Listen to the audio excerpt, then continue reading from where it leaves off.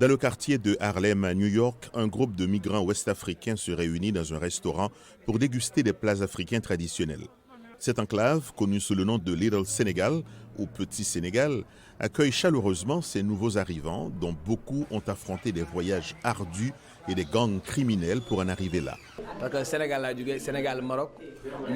Je suis venu du Sénégal, je suis allé au Maroc, en Espagne, au Salvador, au Nicaragua et du Nicaragua au Mexique. Mais il y avait beaucoup de trafic. Avant d'entrer dans le bus, ils vous arrêtent, ils sont armés, ils vous mettent un pistolet sur la tête, ils vous demandent de l'argent et si vous n'en avez pas, ils vous prennent tout. C'est très difficile. À leur arrivée aux États-Unis, beaucoup se heurtent à des conditions de vie difficiles et bien souvent à des attentes insatisfaites.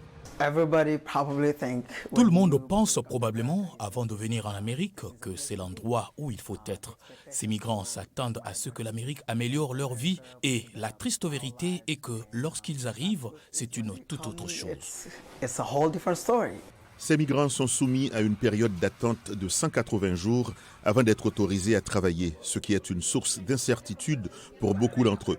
Cet immigré sénégalais récemment arrivé a choisi de ne pas divulguer son nom alors qu'il cherche à obtenir un permis de travail. Nous sommes ici pour vous parler de nos problèmes. Nous voulons juste travailler, des emplois, tout simplement. Nous voulons des permis de travail pour pouvoir travailler et nous allons tous nous disperser. Dans leur quête du rêve américain, ces migrants se retrouvent également pris dans le paysage politique, en particulier avec la position agressive de l'ancien président Donald Trump contre les migrants venus aux États-Unis illégalement. La plupart d'entre eux sont préoccupés par ce que dit Trump, en particulier en parlant d'expulsion massive. Ils sont assez inquiets à ce sujet, donc ils sont certainement conscients de la situation politique aux États-Unis en ce moment. Cordell Clear est une démocrate qui représente West Harlem au Sénat de l'État de New York.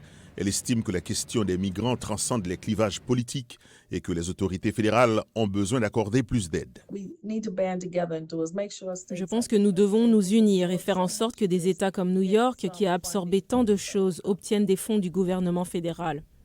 Alors que la saison électorale démarre et que les obstacles auxquels sont confrontés ces migrants nouvellement arrivés attirent l'attention des médias, ce qui demeure inébranlable, c'est leur aspiration à de meilleurs moyens de subsistance, en particulier avec le soutien de la communauté de Little Sénégal à New York.